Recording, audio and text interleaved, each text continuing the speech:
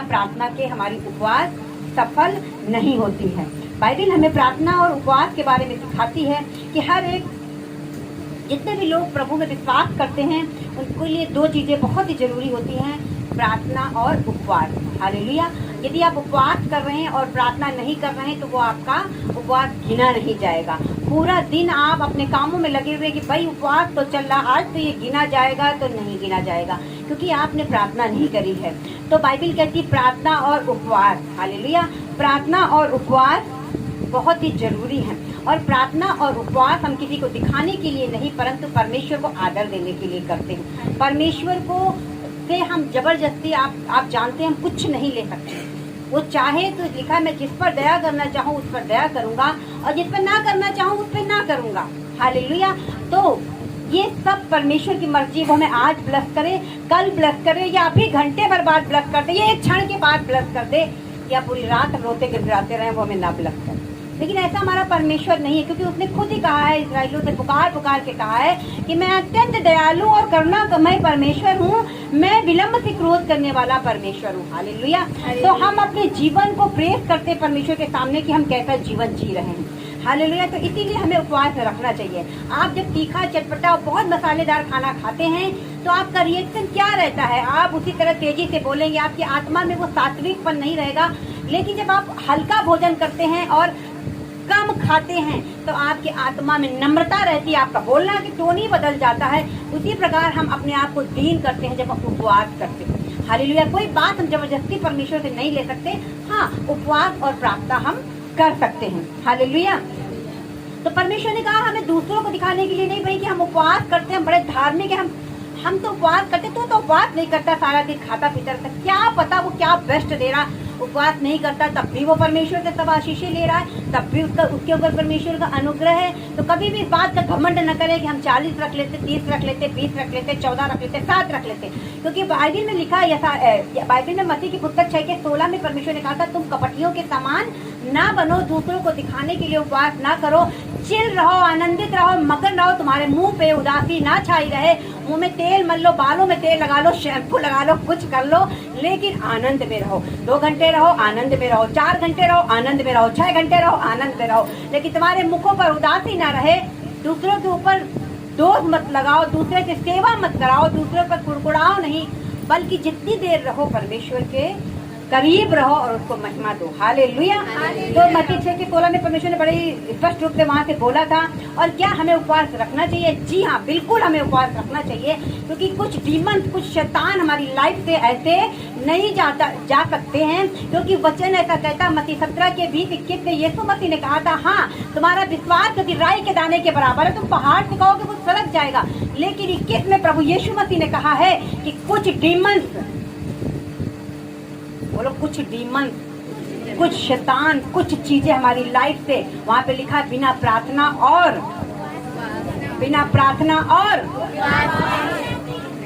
समझ आई बात? मुझे पता है आपका दिमाग जा रहा, जो चीजें आपकी नहीं जा रही। अच्छी बात है, आपका जाना चाहिए। वो पैर पर जमाए बैठा है आपके घरों में। आप उपवास किस प्रकार से करते हैं कि भाई बच्चे हैं तो हम भी रह ले, हम हैं तो हमें खाना ना बनाना पड़े तो हम भी उपवास रह रहे हैं। ऐसा नहीं, भला है आप खा लो 2 रोटी, लेकिन नहीं मन है तो मत रखो। क्योंकि ऐसा बेगैरत का उपवास परमेश्वर के सामने ग्रहण नहीं होगा कि आज भाई हमें खाना ना बनाना पड़े, 2 लोग तो हैं, हम भी ना बनाएं तो हमारा भी पूरा दिन ऐसे हो जाएगा। नहीं, यदि आप उपवास में प्रार्थना नहीं कर पाते तो वो बेकार है उपवास। सारा दिन ड्यूटी कर रहे, सारा दिन कामकाज में लगे हुए हैं, सारा दिन घर के कामों में लगे, या कोई फंक्शन पड़ गया या कहीं बाजार जाना है, मत रहिए उपवास। उतना टाइम उपवास रखिए जब आप प्रार्थना और उपवास कर पाएं। अगर आपको पता है इतना काम निपटाने के बाद 2 घंटे 2.5 घंटे हम परमेश्वर को दे सकते हैं, हम बाइबल रीड कर सकते हैं, तो आप जरूर उपवास रखें। इसके पास समझ गए बस बात को कि शरीर को कष्ट नहीं देना है, वेट लॉस नहीं करना है, या बदहजमी को दूर नहीं करना है, हमें खुदा को प्रसन्न करना है। खुदा को उत्तम बातें जो हमारे जीवन में होनी चाहिए वो हमें करके दिखाना है। पाप नहीं जा रहा है, कोई बात नहीं छूट रही है तो हमें उपवास करना है। उसके लिए भी उपवास कर सकते हैं कि परमेश्वर ये चीज हमारे जीवन से चली जाए, हम इस पर जयवंत हो जाए, इस पाप से, बुराई से हम जयवंत हो जाएं, हम आज्ञाकारिता में चलें परमेश्वर, हम किसी भय में न चलें, इस चीज से हमें निकाल परमेश्वर, हम उपवास रखते हैं। समझ आई बात को? यदि आप उपवास रखे उससे प्रार्थना नहीं करते तो फिर बेकार है, क्योंकि प्रार्थना विद उपवास, prayer with fasting, hallelujah, prayer with उपवास है तो भूखे रहने से फिर क्या फायदा? अगर आप परमेश्वर के पास नहीं गए हैं, आपने वचन को रीड नहीं किया, आप परमेश्वर कुछ आपसे बात करना चाहता, आपने बाइबल ही नहीं रीड करी पूरा दिन, आपने प्रार्थना ही नहीं किया, आपने स्तुति आराधना नहीं करी उसकी, तो किसके लिए आप उपवास रखें? किसके लिए आप उपवास रखें? उपवास रखने का एक उद्देश्य होना चाहिए, उपवास रखने का एक एम होना चाहिए। अगर नहीं है तो फिर बेकार है हमारा उपवास रहना। बाइबल कहती है हम उपवास रख सकते हैं अपने कामों को जयवंत, अपने मतलब स्पिरिचुअल चीजें भी पाने के लिए, आत्मिक दान वरदान पाने के लिए भी हम उपवास रख सकते हैं। हम पाप से दूर रहने के लिए उपवास रख सकते हैं। कुछ चीजें हमारी लाइफ से नहीं जा रही, हम प्रार्थना और उपवास कर सकते हैं। हालेलुया।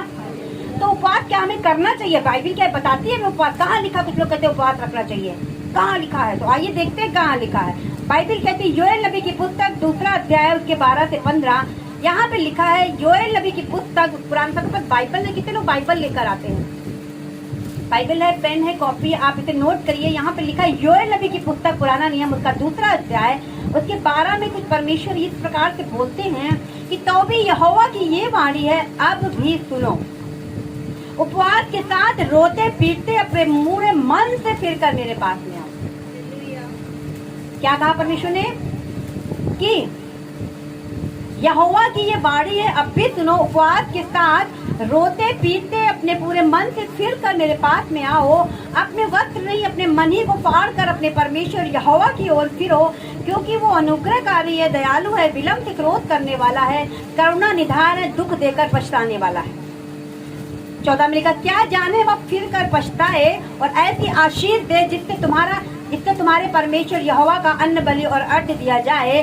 सयोन में नरसिंगा फूको, उपवास का दिन ठहराओ और महासभा का प्रचार करो, तब करो हालेलुया।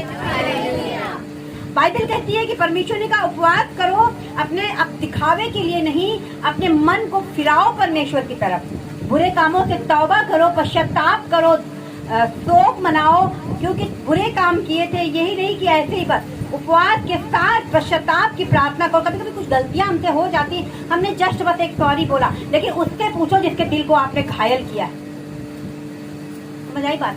कभी कभी किसी का हम अपराध कुछ कर देते हैं, कभी कभी किसी के विरुद्ध हम कोई पाप कर देते हैं, हमें एक दिन रियलाइज होता है कि नहीं भाई हमने तो बड़ा गलत काम किया, हमने तो उसके मन को दुखाया, हमने तो ये किया। अब बस फोन उठाया, भाई सॉरी।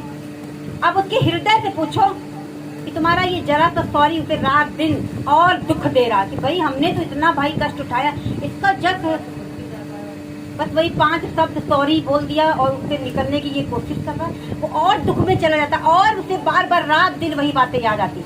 लेकिन बाइबल कह रही है कि पश्चाताप करो, उपवास करो। और यदि आप अपने उस मित्र को मिलने जाते हो, कोई गिफ्ट लेकर जाते हो और गले लगाते हो, तो क्या बात, वो सारे भूल जाएगा आपके अपराध, हाँ कि ना, है ना? वो सारी चीजों को भूल जाएगा, आपको हृदय से क्षमा करेगा। कोई गलती हो जाती है, आप बस जस्ट सॉरी, माफ कर दो बस। लेकिन आप उसके पास जाते हो, गले लगाते हो, थोड़ी दो बातें करते हो और बताते हो कि नहीं भाई ये गलती हो गई है, कुछ गिफ्ट लेकर जाते हो, तो क्या होता है? वो आपको हृदय से क्षमा करता है कि नहीं करता? एक जो दूरी थी वो मिट जाती है, आप फिर से मिलने लगते हो, क्योंकि आपने ढंग से किया।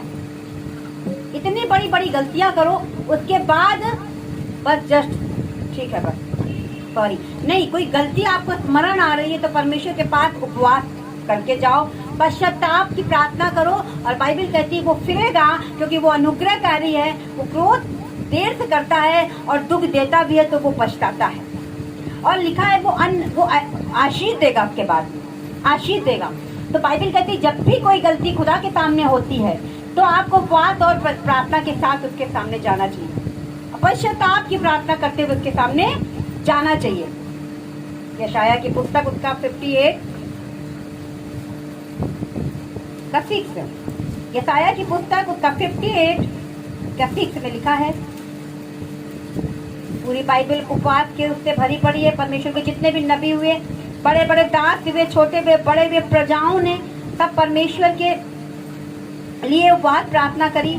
तो यशाया की पुस्तक 58 उसका 6, जिस उपवास से मैं प्रसन्न होता हूँ वो यह नहीं कि अन्याय से बनाए हुए दासों और अंधेर सहने वालों का जुआ तोड़कर उनको छुड़ा लेना और सब जुओं को टुकड़े टुकड़े कर देना। क्या वो ये नहीं कि अपनी रोटी भूखों को बांट देना, अनाथ और मारे मारे फिरते हुओं को अपने घर ले आना, किसी को नंगा देखकर वस्त्र पहनाना और अपने जाति भाइयों से अपने आप को ना छिपाना। Hallelujah, hallelujah. बाइबल कहती है उपवास हमें दिखावे के लिए नहीं करना है। जब आप उपवास करें कुछ एम रखें, आप उतना खाना किसी दूसरे को दे दें, बांट दें। याद रखें भूखे लोग बहुत हैं संसार में, बहुत लोगों के जीवन में कमियां हैं। तो कुछ लोग बोलते हैं कि नहीं इनका तो जीवन ऐसे, इन्होंने पाप किया है। तो बाइबल कहती तुम कौन होते हो न्याय करने वाले। परमेश्वर ने कहा कि दया करो ऐसे लोगों पर, और मैं जिस उपवास से प्रसन्न होता हूँ। तो लिखा है कोई बंधुआई में, कोई बंधन में है तो उसे छुड़ाओ, उसका जुआ तोड़ कर छुड़ाओ, उसके जुओं को टुकड़े टुकड़े कर दो और अपनी रोटी भूखों को बांटो, अनाथ और मारे मारे फिरतों को अपने घर लाओ, किसी को नंगा देखकर उसको वस्त्र पहनाओ, अपने जाति भाइयों से अपने को ना छिपाओ। परमेश्वर ने कहा जब इस तरह का उपवास तुम रखोगे तो मैं प्रसन्न होगा। अब क्या अनिश्चितकालीन उपवास पे लोग चले जाते हैं कि भाई हम तो ये काम करेंगे ही और देखना एक दिन खुदा बड़े कामों को करेगा। बिल्कुल नहीं करेगा, क्योंकि बाइबल कहती है यीशु मसीह ने भी एक निश्चित समय के लिए उपवास रखा था। लिखा 40 दिन तक उसने उपवास रखा, फिर उसे भूख लगी और बाइबल ने लिखा है कि परमेश्वर ने उपवास को तोड़ा होगा। 40 दिन और रात उनका एक एम था, क्योंकि उन्हें लंबी सेवकाई पे जाना था, एक एम को लेकर चल रहे थे और उसके बाद उन्होंने तोड़ दिया। हालेलुया। कोई बात ये नहीं कि बस हम इतने रख लेंगे तो परमेश्वर प्रसन्न हो जाएगा। परमेश्वर प्रसन्न होगा आपके उत्तम चरित्र से, पाप को छोड़ने से, गंदे काम छोड़ने से, आपकी स्तुति आराधना से परमेश्वर प्रसन्न होता है। हालेलुया। लिखा है अपने वस्त्रों को नहीं अपने मन को फाड़ो, यहोवा की ओर फिरो। हालेलुया। आप जब परमेश्वर को उद्धारकर्ता करके ग्रहण करते हैं, परमेश्वर को मुक्तिदाता करके ग्रहण करते हैं अपने पाप से, आपके पहली बात तो ये याद रखें कि कोई भी विपत्ति, कोई भी समस्या ऐसे नहीं पड़ी है जब तक स्वर्ग से ना दिया जाए। पिलातुस ने कहा कि मेरे पास अधिकार है, तू चाहे तो अभी मैं तू जरा जुबान तो खोल, मैं छोड़ सकता हूँ। यीशु मसीह ने कहा कि जब तक स्वर्ग से ना दिया जाए तब तक तुझे ये अधिकार नहीं मिल सकता। तो याद रखिए कोई भी विपत्ति, कोई भी चीजें अगर आपकी और हमारी लाइफ में है तो बिना परमेश्वर के अलाउ किए हमारी लाइफ में नहीं है। कुछ काम, कुछ दंड हो सकते हैं, कुछ परखने के। यूहन्ना 9 में जैसे कि लिखा है क्या ये जन्म से अंधा बच्चा जो पैदा हुआ था आंखों का अंधा, तो कौन किसके पाप है पूछा गया, माँ बाप के पाप है कि बच्चे के पाप है। तो लिखा है कि वहाँ पे परमेश्वर ने कहा, वचन ऐसा कहता है कि किसी के पाप नहीं है, इसलिए हुआ कि परमेश्वर की महिमा हो, इसलिए हुआ कि परमेश्वर की महिमा हो। लाजर 3 दिन नहीं बल्कि 4 दिन में परमेश्वर ने जिलाया, इसलिए कि बड़ी महिमा परमेश्वर की हो वहाँ पर।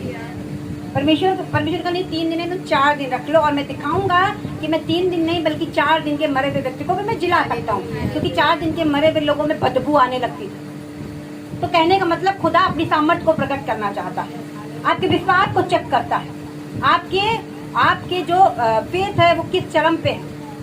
क्या होता है जब आप परेशानी में, क्या होता है जब आप बीमारियों में होते हो, क्या होता है जब आप दुखों में होते हो। तो आपके फेथ को परमेश्वर चेक करता है। उपवास कोई ये नहीं कि हम चीजों को मांग लेंगे या हम अपने हिसाब से, नहीं। उपवास एक आदर्श जीवन हम जी रहे हैं, हम एक सात्विक भोजन कर रहे हैं, ये चीज है। तो बाइबल में लिखा है कि परमेश्वर 40 दिन तक जब दिन और रात का फास्टिंग रखे थे, लिखा है कुछ नहीं उन्होंने खाया, तो परखने वाले उन्होंने परखा था, लेकिन बाइबल कहती वो जयवंत हो गए। और बाइबल कहती वो निकले, डांटा शैतान को, क्योंकि शैतान ने कहा जान जाता वो भूखे हैं, कहता है इससे पत्थर से बोल दो कि रोटियां बन जाए। तो परमेश्वर ने कहा नहीं, जो वचन परमेश्वर के मुख से निकलता है उससे हर एक मनुष्य जीवित रहेगा। रोटियां जीने का कारण नहीं है, जीने का कारण है परमेश्वर का वचन। हालेलुया। तो कोई भी समस्या यदि आपकी लाइफ में है और आप एक संयम का जीवन जी रहे हैं, फास्टिंग प्रेयर कर रहे हैं, तो वो समस्या आपकी लाइफ से जानी है। क्योंकि जब उपवास के बारे में परमेश्वर ने कहा, मत्ती के 17:21 में आप पढ़ते हैं, तो परमेश्वर ने कहा कि कुछ डीमंस, कुछ शैतान आपकी लाइफ से बिना प्रार्थना, बिना उपवास के नहीं जाएंगे। उसके ऊपर लिखा है कि कोई भी पहाड़ सरक जाएगा। हालेलुया। उसके ऊपर क्या लिखा, कोई भी पहाड़ हो वो आपके विश्वास के द्वारा सरक जाएगा। लेकिन विश्वास काफी नहीं है, चाकू काफी नहीं है, चाकू की धार तेज होनी चाहिए। हालेलुया। कोई गरसा हो, कोई कुल्हाड़ी हो, है इतना बड़ा हथियार, लेकिन अगर आप उसे पेड़ पे मारोगे तो क्या पेड़ कटेगा? नहीं कटेगा, उसमें धार आपको रखनी पड़ेगी। इसलिए जब हम उपवास में होते, नम्र होते, दीन होते, बुराइयों को छोड़ते, प्रार्थना करते हैं और परमेश्वर उसे देखता है और हमारी चीजों को सफल करता है। हालेलुया। हमारे मसीही जीवन तेज हो जाता है, एक सामर्थ्य भरा हमारे जीवन होता है ना। उपवास बहुत ही पावरफुल एक हथियार है। हालेलुया। उपवास एक बहुत ही पावरफुल हथियार है, लेकिन उसे अपने तरीके से नहीं, खुदा के तरीके से करें। 7 दिन का हो सकता है, 3 दिन का हो सकता है, 40 दिन का हो सकता है, 21 दिन का हो सकता है, किसी भी दिन, कितने भी दिन का हो सकता है। अगर आप बीमार हैं तो आप चाय पी के रख सकते हैं। बहुत अधिक बीमार हैं, कुछ खा के, दवा खा के 2 घंटे, 3 घंटे, 4 घंटे ऐसे रख सकते हैं। और अगर बिल्कुल स्वस्थ है, 6 बजे तक बिना कुछ खाए पिए रख सकते हैं। डोंट वरी, रख सकते हैं। हालेलुया। लेकिन समय वो होना चाहिए जिसमें आप खुदा के करीब जा पाए, क्योंकि लिखा खुदा के निकट आओ तो वो तुम्हारे निकट आएगा और उसके हाथों के नीचे बने रहो, वो शैतान भाग जाएगा। हालेलुया। तो जितनी भी देर रखे, मान लीजिए कभी मुझे सुबह समय नहीं होता, हम शाम की फास्टिंग रखते, क्योंकि मुझे पता है कि शाम को फ्री रहेंगे, शाम को 12 बजे तक, 1 बजे तक हम प्रार्थना में, उपवास में और बाइबल पढ़ पाएंगे। तो लगता है कि हाँ, हम सामर्थ्य भर गए। तो सुबह का नहीं समय है भाई चार कि हम सारा दिन तो खाना बना रहे हैं, सारा दिन इतना काम होता है, दूध वाले आ रहे हैं, पेपर वाले आ रहे हैं, ये आ रहे हैं, काम वाले आ रहे हैं, ये वाले, तो सारा दिन तुम्हारा उसी में बच गया। 4 घड़ी दे के भूख लगी, भूख क्योंकि हम इतना थक चुके हैं अपने संसारिक कामों से। अब हम बार बार घड़ी देख या तो फिर सो जाते हैं। किसी ने मुझे बहुत पहले सलाह दी थी, इतना लंबा उपवास करते आप सो जाया करो। हमने कहा अरे सोने से क्या मतलब है, उससे क्या फायदा मिलेगा। तो ये चीजें गलत है। तो क्या उठे 4 घंटे, अरे वो तो बेकार ही फास्ट है, क्यों गिनते हो फिर उसको। आप जितनी देर भी रहें प्रभु के सामने रहें। हालेलुया। उसे दीनता से पुकारते रहें, गिड़गिड़ाते रहें। हालेलुया। और वो 4 घंटे का, 6 घंटे का आपका सामर्थ्य होगा। हालेलुया। और देखोगे प्रभु की प्रेजेंस को, देखोगे प्रभु की सामर्थ्य को, अपने आप को भरते हुए एनाइंटिक लगेगा, सर पे आ चुकी है। जब कभी कभी आप ऐसे खाली बैठते हो और प्रार्थना में, उपवास में, और क्या होता है एकदम गरम गरम लगता है, तो सच में परमेश्वर रिलीज करता है आपके ऊपर एनाइंटिक। आपका सर गर्म हो जाएगा, आपको लगेगा कुछ तो हुआ मेरे साथ में। कभी कभी प्रभु की प्रेजेंस होती है, आप ठंडे पड़ जाते हो, वो भी प्रभु के प्रेजेंस होती है। हालेलुया। तो इसको आप फिर महसूस करते हो। और क्या है कि बस एक रीति बना ली कि 21 दिन का है, प्रार्थना नहीं करी, फास्टिंग नहीं अगर बोल दिया गया तो रहना ही है, कोई जबरदस्ती नहीं है।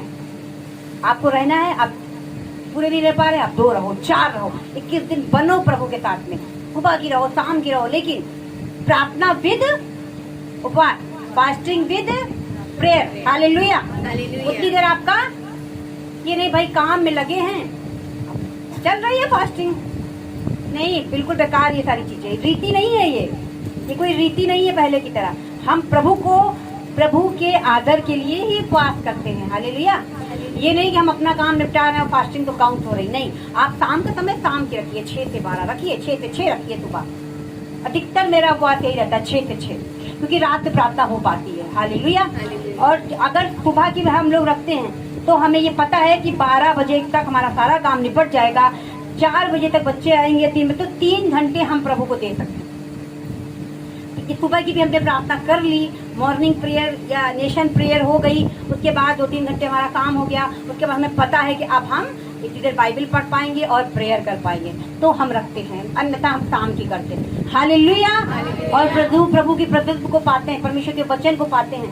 परमेश्वर के वचन तो हम डेली पढ़ते हैं, लेकिन हमें छुटकारा रेमा वर्ड से मिलता है।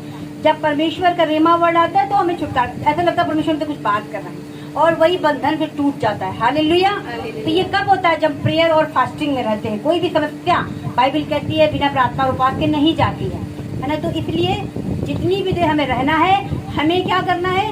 प्रेयर और फास्टिंग में रहना है। अगर आप फास्टिंग में हो तो प्रेयर आपके लिए जरूरी है, वचन रीड करना जरूरी है, और बल्कि वचन तो ज्यादा से ज्यादा रीड करना है, क्योंकि बाइबल कहती है कि हमारा एक उद्देश्य होना चाहिए। जैसे कि प्रेरितों की किताब अगर 13:2 में लिखे तो कोई विशेष काम के लिए, जैसे कि मतलब कि जब प्रेरित लोग जब रहते थे, उनका एक उद्देश्य होता था कि भाई हम प्रभु का काम कर रहे हैं और प्रभु का काम हर एक को करना है। देखिए कलीसिया जितने भी लोग आप लोग हो, आपका ये उद्देश्य होना चाहिए कि सुसमाचार, ये आपकी एक सेवा है, सुसमाचार, क्योंकि ये परमेश्वर की एक आज्ञा है। यदि आप एक रूह भी नहीं बचाते तो आप गाड़ी के एक पहिए को लेकर चल रहे हैं, अपना पवित्रताई का जीवन दे रहे हैं, सब कुछ कर रहे हैं, लेकिन दूसरा पहिया क्या? उसका क्या, जो प्रभु यीशु मसीह ने कहा था कि जाओ सब लोगों को सुसमाचार सुनाओ और उन्हें पिता पुत्र पवित्र आत्मा के नाम से बपतिस्मा दो, चेला बनाओ। ये आज्ञा है, ये आज्ञा है परमेश्वर की। तो सुसमाचार कराना, सुनाना, अपने घरों में आपको मीटिंग रखनी चाहिए, 2-4 लोगों को नए इनवाइट करना चाहिए, इकट्ठा करें 2-4 नए लोगों को, खुदा का वचन जाएगा, उनका जीवन बदलेगा। आपको भी तो किसी ने सुनाया होगा, आप ऐसे ही बैठे हो क्या यहाँ पर? आपको भी तो कोई लेकर आया सुसमाचार, आपको भी तो किसी के द्वारा परमेश्वर ने बचाया, फिर आप क्यों ठंडे पड़े? आपको हर 2-3 महीने में एक मीटिंग करानी चाहिए, जिसमें 2-4 लोग ऐसे होने चाहिए जिनको आपने सुसमाचार सुनाया था, अभी चल नहीं पाए हैं, जब वो चलते रहेंगे तो प्रभु में स्थिर हो जाएंगे। तो प्रेरितों की किताब उसके 13:2 में पढ़ेंगे, वो लोग काम करते थे विद फास्टिंग, उपवास के साथ, और प्रभु उनकी मदद करता था। 13:2 में जब वे उपवास सहित प्रभु की उपासना कर रहे थे, तो पवित्र आत्मा ने कहा, मेरे लिए बरनबास और शाऊल को उस काम के लिए अलग करो जिसके लिए मैंने उन्हें बुलाया है। तब उन्होंने उपवास और प्रार्थना करके और उन पर हाथ रखकर उन्हें विदा किया। जब प्रेरित थे, प्रभु के लोग थे, उन्होंने क्या किया? उपवास सहित उपासना कर। जब भी वो स्तुति आराधना करते थे, क्या करते थे? उपवास करते थे। उन्हें बड़ा काम करना था, उन्हें कुछ लोगों को खुदा के काम के लिए अलग करना था। तो बाइबल कहती है कि उन्होंने क्या किया कि उपासना कर ही रहे थे, तो पवित्र आत्मा ने कहा, हालेलुया। जब कोई विशेष काम आप अपने परिवारों में करते हैं तो क्या होता है? आपको प्रार्थना और उपवास में रहना है। कोई जिम्मेदारी आप अपने लोगों को ऐसे नहीं दे सकते हैं। याद रखिए, कोई आप काम कर रहे हैं, यदि छोटा काम कर रहे हैं, बड़ा काम कर रहे हैं, यदि किसी को अथॉरिटी आप देने जा रहे हैं, तो आपको प्रार्थना और उपवास में जाना चाहिए, ताकि जो आप वर्कर नियुक्त कर रहे हैं, खुदा आपको जो वर्कर दे, जो हेल्पर दे, या हेल्पर आप मांग रहे हैं, तो आपको प्रार्थना और उपवास में जाना चाहिए। हालेलुया। समझ आई बात को कि परमेश्वर मुझे दे ऐसे लोग, परमेश्वर मुझे ऐसी जगह काम में नियुक्त कर जहाँ के लोग अच्छे हों, जो तेरी ओर से हो। आपको काम नहीं मिल रहा, आपको समझ आ रही कि नहीं समझ में आ रही? आपको फास्टिंग और प्रेयर में रहना चाहिए, ताकि परमेश्वर आपको नियुक्त करे। आप काम मांग रहे हो, काम मांग रहे हो, काम मांग रहे हो, प्रार्थना और उपवास में जाओ और तो खुदा मुझे ऐसे लोगों के बीच में काम दे जो तेरी ओर से हो। और बाइबल कहती है, जब ये उपवास रही तो उपासना कर रहे थे, तो पवित्र आत्मा ने बात किया कि मेरे निमित्त बरनबास और शाऊल को उस काम के लिए अलग कर जिसके लिए मैंने उन्हें बुलाया। खुदा ने आपके लिए रखा है लोगों को, लेकिन प्रार्थना और उपवास ना होने के कारण वो फेथफुल लोग आपके लाइफ में नहीं जुड़ पाते हैं। काम छोटा और बड़ा मायने नहीं रखता है, कलीसिया छोटी और बड़ी मायने नहीं रखती है, मायने रखती वो किस ढंग से चल रही है, उसको चलाने वाले लोग कहते हैं। क्या वो पवित्रताई से है? क्या वो फास्टिंग करते हैं? क्या वो उपवास में, क्या वो एक मन के हैं? क्या हमारे परिवार, हमारे लोग, हमारे काम के लोग अच्छे हैं कि सब विश्वासघाती लोग हैं? बाइबल कहती है जब प्रार्थना और उपवास में आप रहेंगे तो पवित्र आत्मा ऐसे लोगों को आपके साथ में जोड़ेगा जो चुने हुए लोग हैं। तो लिखा है कि पवित्र आत्मा ने कहा कि मेरे लिए बरनबास और शाऊल को तो अलग कर ले, कहता उन्हें मैंने बुलाया है। तो लिखा है उपवास और प्रार्थना करके उन पर हाथ रखा, उन्हें विदा किया, उन्होंने चुन लिया। अब लाइफ तो भरी पड़ी है नशों से, लाइफ भरी पड़ी है बुरे बुरे कामों से, व्यर्थ की चिंताओं से, तो फास्टिंग कैसे होगी, प्रेयर कैसे होगी? तो बाइबल कहती है कि उनका आनंद खो चुका है, सारा दिन निराशा में है। तो फास्टिंग में जाएं, प्रार्थना करें, आधे घंटे जाएं प्रभु के पास में। 2 घंटे की फास्टिंग करेंगे भाई, 2 घंटे परमेश्वर हम पानी तक नहीं पियेंगे, 2 घंटे हम नहीं कुछ चाय पियेंगे, 2 घंटे तेरी हुजूरी में रहेंगे। सब लोग चले गए, कर लो 2 घंटे का फास्ट, क्या दिक्कत है? और जाओ खुदा के पास, पढ़ो वचन और देखो परमेश्वर तुम्हें आजाद करता है कि नहीं करता है। हालेलुया।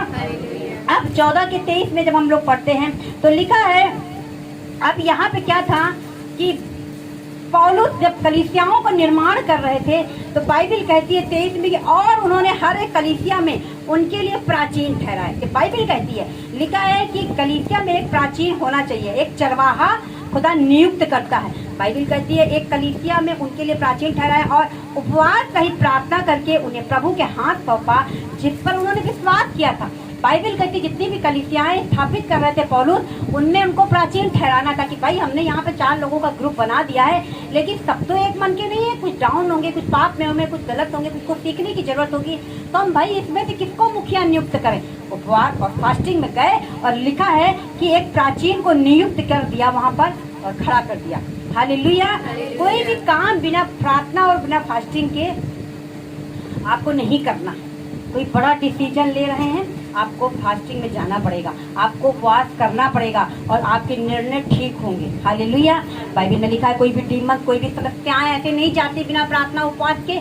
लगातार करें, कंटिन्यू करें, जब तक वो प्रॉब्लम आपकी लाइफ से चली ना जाए। शैतान के बहकावे में ना आए कि भाई तू तो इतना फास्ट कर रहा, तू तो इतना कर रहा, तेरे लाइफ में कुछ नहीं हो रहा। अरे हो रहा है तभी तो मेरा दिमाग खराब कर रहा है, हो रहा है तभी तो दिमाग मेरा खराब कर रहा है। तुझ पे फर्क पड़ रहा है, क्योंकि अंधकार की शक्तियों पे फर्क पड़ता है। जब बहुत अधिक घबराहट वो क्या तुम्हारे दिमाग को खराब करे, आप समझ जाना कि उन अंधकार की शक्तियों पे फर्क पड़ रहा है। हालेलुया।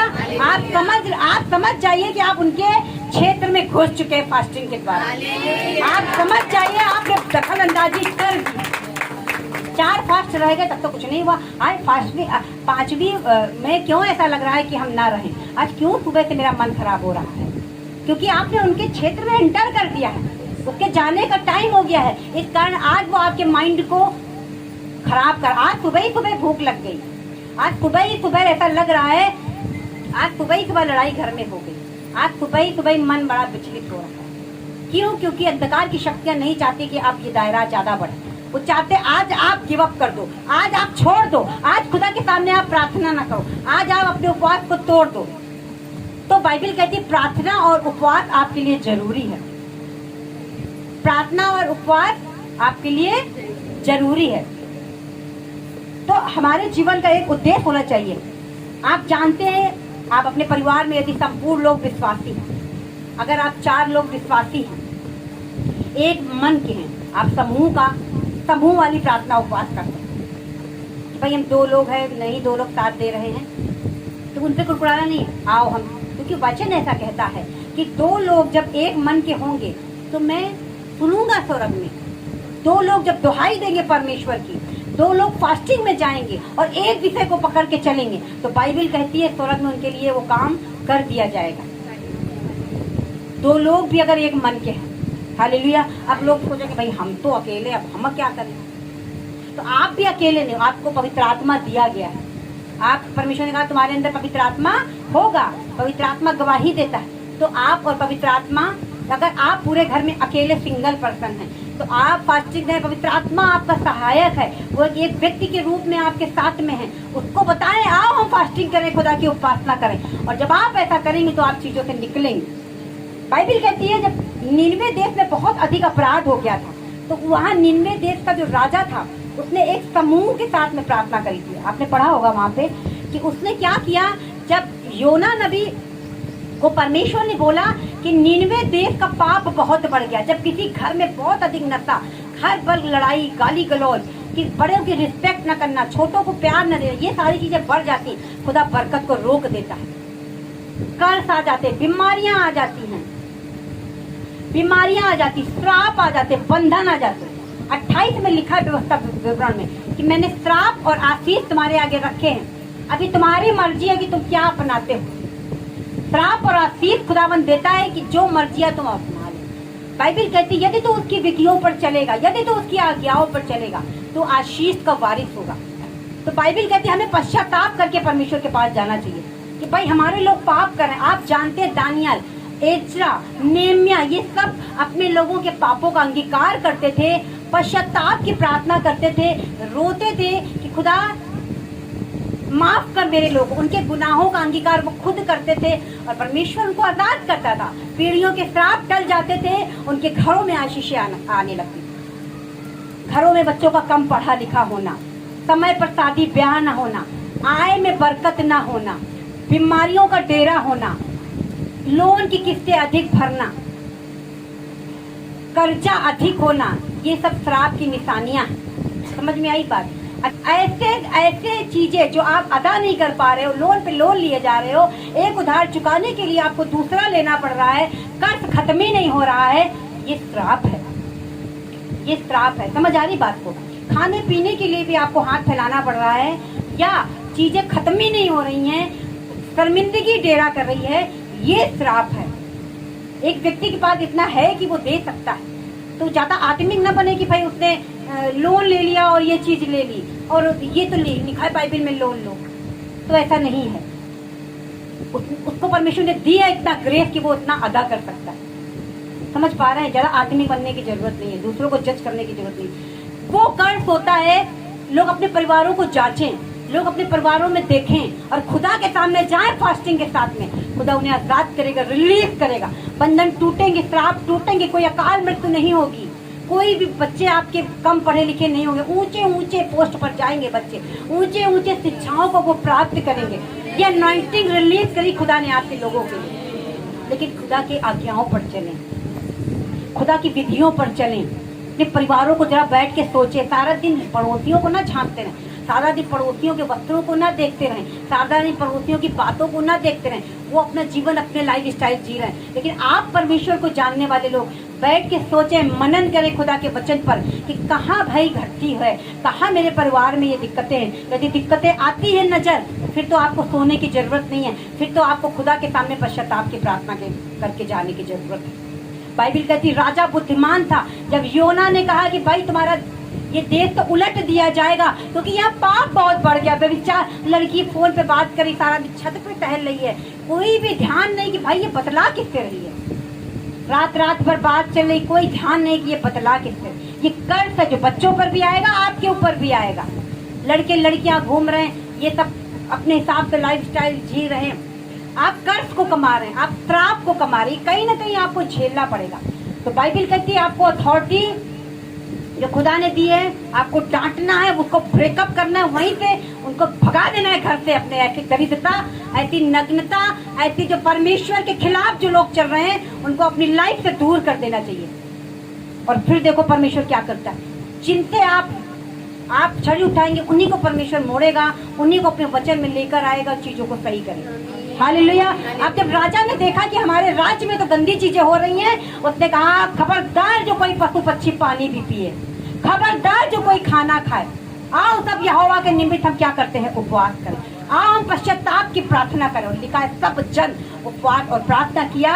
और बाइबल कहती है यहोवा ने जो उनको नाश करने को ठाना था, उसने नाश ना किया और उसने बरकत दी, आशीष। हालेलुया।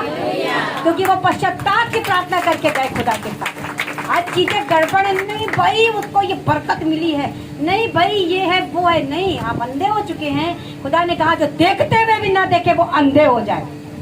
यीशु ने कठोर शब्दों का वर्णन किया, जो देखते हुए भी नहीं छड़ी उठा रहे, जो देखते हुए भी पश्चाताप नहीं कर रहे, जो देखते हुए शोक नहीं कर रहे हैं, वो अंधे हो जाएं। कोई भी आशीष उनके जीवन का हिस्सा नहीं होगी।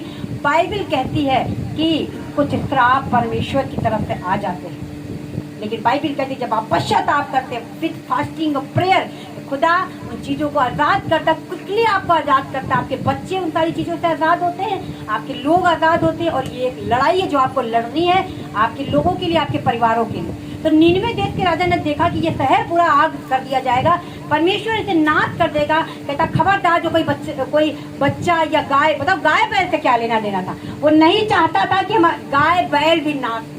और हम बड़े ही केयरफुली से सो रहे हैं, हमें तो फास्टिंग नहीं करनी। सारे घर में तो दरिद्रता की निशानी है, एकदम सब कुछ लूट चुका, फट चुका, लेकिन पता नहीं किस आनंद में जी रहे। दुनिया भर की चीजें हमारे घरों में पड़ी हैं, लेकिन हम प्रभु के पीछे नहीं चलेंगे। हम तो लोग जो करते हैं 70 चीजें करेंगे, लेकिन प्रार्थना नहीं करेंगे। तो बाइबल कहती जीवन भर कर उनके घरों में, उनके बच्चों पे रहता है, परेशान रहते, उलझन में रहते, दवाइयाँ चलती रहती हैं, कभी छुटकारा नहीं होता। लेकिन बाइबल कहती है जो पश्चाताप करते, रोते गिड़गिड़ाते, मन को फाड़ कर मेरे पास में आते हैं, मैं अपनी आशीषों को उनके जीवन में रिलीज करूंगा, एनाइंट करूंगा। वो अलग होंगे क्योंकि वो याजक है, वो मेरा समाज है, वो मेरी निज प्रजा। हालेलुया। क्योंकि मैंने उन्हें आशीष के लिए ही बुलाया। Thank you Jesus. हालेलुया। और नीनवे के राजा की तरह बुद्धिमान बने। और बाइबल कहती जब दानियल की पुस्तक उसका 9वां अध्याय उसके 3 में पढ़ेंगे तो वो भी पश्चाताप की प्रार्थना कर रहा था, वहां पे नहीं, लेकिन उसको दर्शनों का, जब आप कुछ चीज को परमेश्वर से लेना है तो आप फास्टिंग में रहें, गिड़गिड़ा की नम्रता और दीनता से प्रार्थना कर। दानियल की पुस्तक पुराना नियम उसका 9वां अध्याय उसके 3 में दानियल प्रार्थना कर रहे थे।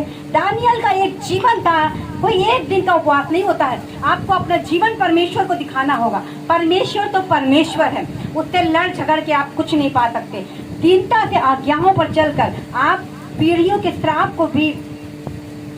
तब मैंने अपना मुख प्रभु परमेश्वर की ओर करके गिड़गिड़ाहट के साथ प्रार्थना करने लगा और उपवास कर टाट पहन रात में बैठकर वरदान मांगने लगा। मैंने अपने परमेश्वर यहोवा से इस प्रकार प्रार्थना की और पाप का अंगीकार किया, हे प्रभु, तू महान और भययोग्य परमेश्वर है, जो अपने प्रेम रखने और आज्ञा मानने वालों के साथ अपनी वाचा को पूरा करता और करुणा करता रहता है। हालेलुया। ये बताओ, परमेश्वर ने कहा, वचन में प्रतिज्ञाएं बहुत सारी है। परमेश्वर ने प्रतिज्ञा आपको दी, आपको श्रेष्ठ बनाने की, आपको उत्तम बनाने की, आपको पूरे मोहल्ले से अमीर बनाने की, आपको याजकों का समाज, ऊंचे ऊंचे पदवी पर आपके बच्चे होंगे, आपके आय के स्रोत एक नहीं कई गुना होंगे। ऐसी बुद्धि खुदा बाप आपको देंगे। जो छोटा सा बिजनेस आप लिए बैठे हैं ना, जब आप प्रेयर फास्टिंग में खुदा की महिमा और खुदा के वचनों पर चलेंगे, वही छोटा सा बिजनेस कितने हाई लेवल पर होगा आप नहीं जानते। सुलेमान के पास बुद्धि थी, वो व्यापार करना जानता था। कहाँ से घोड़े मंगाए, कहाँ से हाथी मंगाए, लिखा चांदी पत्थरों के समान बिकती थी उस समय। ऐसा समय था वो सुलेमान, बुद्धि और धनवान से वो परिपूर्ण। वही परमेश्वर हमारा और आपका है। तो बाइबल कहती है वो कुछ भी कर सकता है। जो आपका निष्फल बिजनेस है, जो निष्फल जीवन है, जो निष्फल चीजें, उसी को वो उठा कर खड़ा कर सकता है। लेकिन बाइबल कहती है कि यहाँ पे क्या था, 9:3 में क्या कर रहा था दानियल, कहता है वो तो अपनी वाचा को पूरा करता है। प्रतिज्ञाएं आपको दी गई। परमेश्वर कहता है सबसे ज्यादा तो लोग धन से ज्यादा परमेश्वर, तो धन के लिए भी श्रेष्ठ श्रेष्ठ श्रेष्ठ प्रतिज्ञाएं अरे उसी को चुन लो, उसी को चुन लो, प्रतिज्ञाएं निकालो परमेश्वर की। लिखा मैं तुम्हें अंधकार में छिपा हुआ और गुप्त स्थानों में गड़ा हुआ धन दूंगा। क्यों नहीं कमांड करते आप अपनी गरीबी पर? क्यों नहीं प्रार्थना उपवास में जाते हैं? परमेश्वर अपनी वाचा को पूरा करता है। लिखा है 3 में, तब मैं अपना मुख परमेश्वर की ओर करके। हमारा मुख किसकी ओर रहता है? रिश्तेदारों की तरफ, बड़े बड़े नेताओं की तरफ, बीमार है तो डॉक्टरों की तरफ, गरीब है तो जिनके पास धन है उनसे कुछ मदद मिल जाए। 10 बार फोन करेंगे, 10 बार अपनी समस्याएं बताएंगे, एक बार तो उसका मुख खुल ही जाएगा कि भाई चलो 4000 की तुम्हारी रिक्वायरमेंट है, 2000 तो तुमको दे ही देंगे। लेकिन बाइबल कहती है, इसने दानियल ने कहा मैं अपना मुख परमेश्वर की ओर करके गिड़गिड़ाहट के साथ प्रार्थना करने लगा। हालेलुया। गिड़गिड़ाहट के साथ, दीनता के साथ, झगड़ के नहीं। कहता मैं प्रार्थना करने लगा और उपवास किया, टाट पहनकर रात में बैठकर वरदान मांगने लगा। मैंने अपने परमेश्वर यहोवा से इस प्रकार प्रार्थना करी और क्या किया? पाप का अंगीकार किया। आपको पता है, कोई भी प्रॉब्लम जो आपके जीवन में चली आ रही और जा नहीं रही है, उसका कारण कोई पाप हो सकता है। आपकी पीढ़ियों के श्राप हो सकते हैं। कोई बरकत नहीं आ रही, कोई समस्या जा ही नहीं रही है। आपने बहुत, जब प्रभु में नहीं थे तो टुटका टोना कर लिया, तंत्र मंत्र कर लिया, जो आप जानते थे वो किया।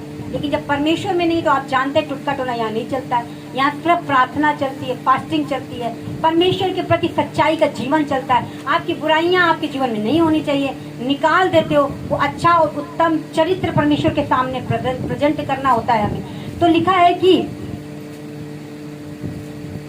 इसने कहा कि उपवास करा और टाट पहना और रात में बैठ के वरदान मांगने लगा, पाप का अंगीकार किया। मतलब जब आप पाप का अंगीकार करते हैं, आपको जब आप खुदा के सामने बैठते हैं, अपने बच्चों का, जो बच्चे आप देखो ना, एली याजक प्रतिदिन उतनी होम बलि चढ़ाता था अपने बच्चों के पाप का। चढ़ाता था कि नहीं चढ़ाता था?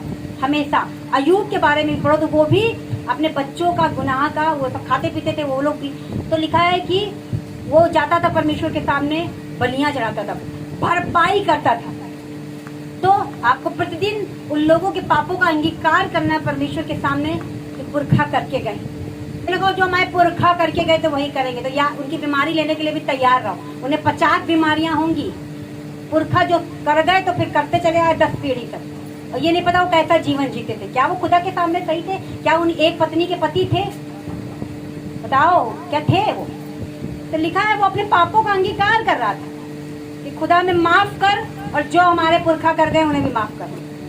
हमें उनके पीछे नहीं चलना है, ना तो हमें उनकी विधियों पे चलना है, ना उनकी रीतियों पे चलना है। हमें सिर्फ तेरे वचन पे चलना है। कहता है गिड़गिड़ाहट के साथ प्रार्थना करने लगा, उपवास किया, टाट पहना, रात में बैठ गया, वरदान मांग रहा था और प्रार्थना करके पाप का अंगीकार किया और कहा तू महान भय योग्य परमेश्वर, जो अपने प्रेम रखने और आज्ञा मानने वालों के साथ, किसके साथ वो प्रतिज्ञा को पूरी करेगा?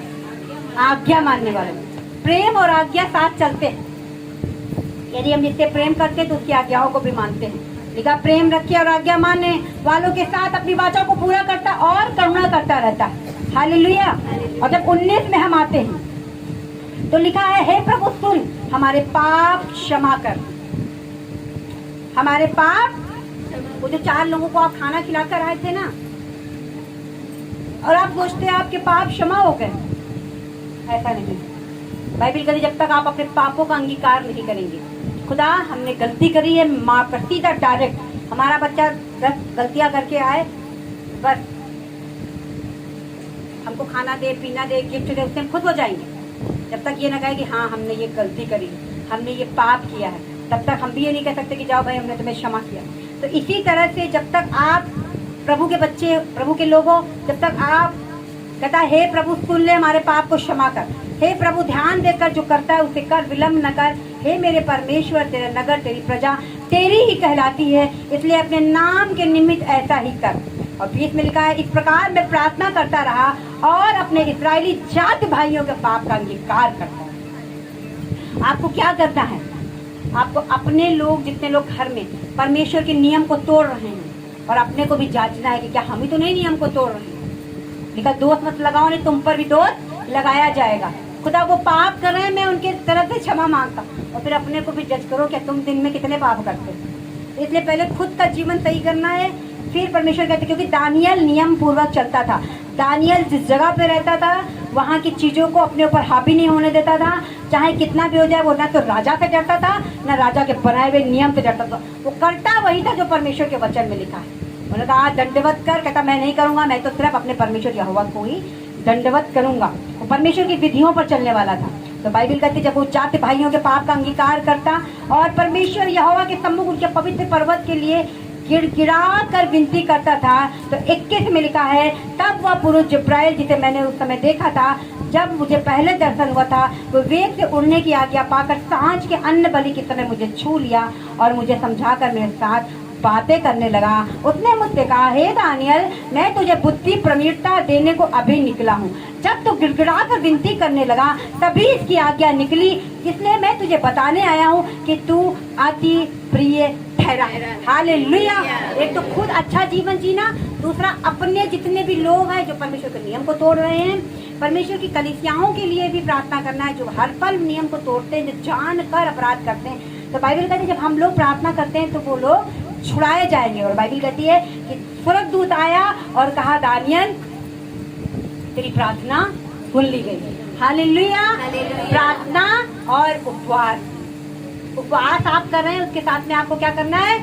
प्रार्थना करना है। अच्छा, कुछ लोग हैं जैसे कि मान लीजिए आप का कोर्ट केस है या कोई फैसला आने वाला है, आपको बड़ा ही डर भय में जी रहे हैं, आपको प्रेयर फास्टिंग में जाना है, निरंतर कंटिन्यू आपको प्रार्थना और फास्टिंग में जाना है। आप जानते हैं, लास्ट की मैं पढ़ा के खत्म करूंगी। बाइबल कहती है कि एजरा नाम का एक व्यक्ति था, इसके 7 अध्याय में निकालेंगे तो वहां पे कुछ यूं लिखा है, एजरा एक बुद्धिमान व्यक्ति था। और आपको बताकर मुझे बड़ी खुशी होगी कि वो बुद्धिमान कैसे था। 7 के 6 में कि जो ये एजरा था ये परमेश्वर को मानने वाला था, और ये कि राजा के यहाँ यही एजरा मूसा की व्यवस्था के विषय जिसे इजराइल के परमेश्वर यहोवा ने दी थी निपुण शास्त्री था। उसके परमेश्वर यहोवा की कृपा दृष्टि जो उस पर रही, इसके कारण राजा ने उसको मुंह मांगा वर दे दिया। जानते हैं कि ये एजरा जो बुद्धिमान व्यक्ति था उस पर परमेश्वर की कृपा दृष्टि थी और उसे राजा से मुंह मांगा वरदान मिला। इसका कारण आप जानते क्या था? इसी 6 में लिखा है कि एजरा मूसा की व्यवस्था के विषय जिसे इजराइल के परमेश्वर यहोवा ने दी थी निपुण शास्त्री, मतलब वचन से प्यार करने वाला व्यक्ति था। अब आपके पास क्या व्यवस्था है? पुरानी नहीं, नई, जो यीशु मसीह ने दी है। जो प्रभु यीशु मसीह के वचन से प्यार करते हैं वो साधारण व्यक्ति नहीं होंगे। हालेलुया।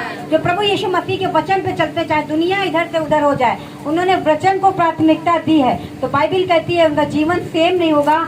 जिस घड़ी से वो एक निर्णय ले लेंगे कि नहीं हम परमेश्वर के वचन पे चलेंगे, तो बाइबल कहती है उसी टाइम से, उसी हफ्ते से वो अपने जीवन में परिवर्तन को देखेंगे। हालेलुया। तो बाइबल कहती है कि एजरा जो था वो निपुण शास्त्री था। आपको समझ आई बात को? परमेश्वर का अनुग्रह फेवर उनके ऊपर होता है जो परमेश्वर के वचन को महत्व देते हैं। तो 12 में कुछ यूं लिखा है। अब क्या हुआ कि उसको जब जो लोग छुड़ाए गए थे, बंधुआई से छुड़ाए गए थे, राजा ने कहा कि जाओ, बहुत सारे लोग थे, एजरा को कहा गया था कि जाओ परमेश्वर के भवन में ये सारा सामान रखो। यरूशलेम ये लोग जा रहे थे। कहाँ जा रहे थे? यरूशलेम। और जब एजरा जा रहा था तो उसके पास बहुत सारी लोग इकट्ठा हो गए थे और बहुत सारा धन और बहुत सारे वो पात्र जो यरूशलेम से उठाकर बेबीलोन में उन्होंने रख लिया था अपने मंदिर में, तो वो सारा सामान उठा के फिर से यरूशलेम के मंदिर में जा रहा। समझ आ रही बात? तो वो किसको लेकर जाना था? एजरा को लेकर यरूशलेम में वो सारा सामान और बहुत सारे लोग जो बंधुआई से छुड़ाए गए थे वो यरूशलेम जा रहे थे, उनको एजरा को पहुंचाना था। अब ये बात एजरा के ऊपर आई कि भाई तुझे सारी लोगों को ले जाना है, तुमको परमेश्वर के जो महंगे महंगे सामान हैं, महंगे महंगे वो चीजें, वो तुम्हें यरूशलेम के मंदिर जो आराधनालय था वहाँ पे तुम्हें रखना है। तो एजरा को ये चीजें दी गई। अब 12 में लिखा है, अर्थात एजरा याजक जो स्वर्ग के परमेश्वर की व्यवस्था का पूर्ण शास्त्री है, उसको अंतरछत्र महाराजा धीराज की ओर से ये खबर मिली थी, ये आज्ञा मिली थी। लिखा 13 में, मैं आज्ञा देता हूँ कि मेरे राज्य में जितने इजरायली और उनके याजक लेवी अपने इच्छा से यरूशलेम जाना चाहें वे तेरे साथ जाएं। अब इसको लगा कि हम कैसे इतनी लंबी यात्रा करेंगे, क्योंकि काफी दूरी थी, रास्ते में चोर डाकू का भय था, इतने स्त्री पुरुष बच्चे रहे होंगे, खाने पीने की चीजें देखना होगा कि सबको सुरक्षित पहुंचाए। अब उसके ऊपर एक जिम्मेदारी आ गई। तो 21 में हम लोग देखते हैं,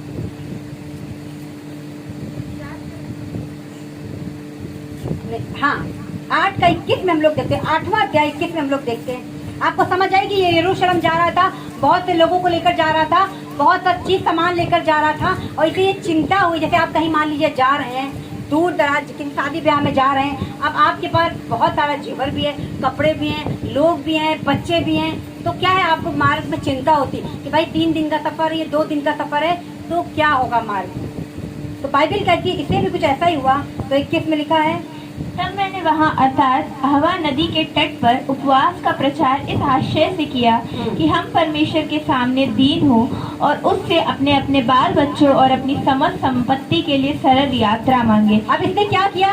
अहवा नदी के तीर पर उपवास का प्रचार कर डाला। क्या कर डाला?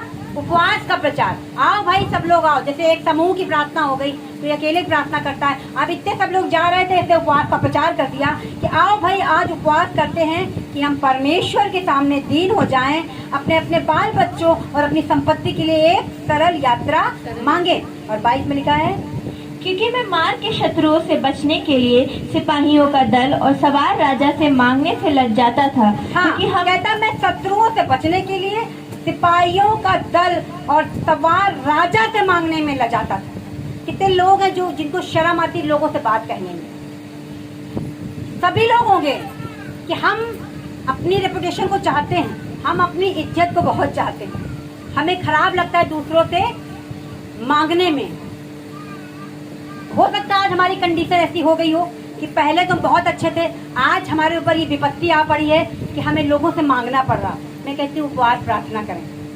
कहने लगा कि मुझे शर्म आती है मांगने, कहने लगा सिपाहियों का दल, मुझे सवार चाहिए, सिपाही चाहिए जो मैं सुरक्षा दे रास्तों में, हमें वो चीज चाहिए जो मुझे मुसीबत से बचाएं, मुझे बरकत चाहिए, मुझे पैसा चाहिए, मुझे लोग चाहिए, लेकिन मुझे शर्म आती है। बाइबल कहती है कि कहता मैं राजा से मांगने में लजाता था, क्योंकि हम राजा से यह कह चुके थे कि हमारा परमेश्वर अपने सब खोजियों पर भलाई के लिए कृपा दृष्टि रखता है। क्योंकि हम कह चुके हैं ये बात, और फिर वो चीजें हमारे ऊपर आ पड़ती हैं और फिर वो हमें शर्मिंदा करती हैं। तो हमें क्या करना है? उपवास और प्रार्थना में जाना है। कहने लगा हम तो बड़े बड़े डींगे मार चुके हैं, आप कह चुके हैं कि हमारा परमेश्वर तो शक्तिमान परमेश्वर है, हमारा परमेश्वर सब चीजों को टाइम पर पूरा करता है, हमारा परमेश्वर छुटकारा देता है, और है ऐसा। लेकिन फिर गलती कहाँ हो गई, कमी कहाँ हो गई? वो चीज़ें हमको लाइफ में दिखाई न पड़े। नंबर 1, खुदा को अपना जीवन न देना। नंबर 2, जो उसके नियम है उसको फॉलो नहीं करना। कहता मुझे शर्म आती है क्या आपको? आती है तो खड़े हो जाएं यीशु मसीह नासरी के, सभी जन खड़े हो जाएं, प्रार्थना में जाएंगे। आगे वचन कहता है, कहने लगा मुझे शर्म आती है। आज जिन जिन विषय पर आपको शर्म आती है, मैं यीशु मसीह नासरी के नाम में उस एनाइंटिंग को रिलीज करती हूँ आपके ऊपर कि आप उपवास और प्रार्थना में जाएं। आपके बच्चे काम पे नहीं है, आपको शर्म आती है, आपको बच्चे को काम मिलेगा। कहता 23 में कहता है, और इसी विषय पर हमने उपवास करके अपने परमेश्वर से प्रार्थना करी। 23 में कह रहा हमने उपवास करके परमेश्वर से प्रार्थना करी, और बाइबल कहती है उसने हमारी प्रार्थना को सुना। 31 में लिखा, पहले महीने के 12वें दिन को हमने एवा नदी से जब कूच किया, यरूशलेम का मार्ग लिया, हमारे परमेश्वर की कृपा दृष्टि हम पर थी, और उसने हमको शत्रुओं और माल पर घात करने वालों से हमें बचाया। हाँ, तो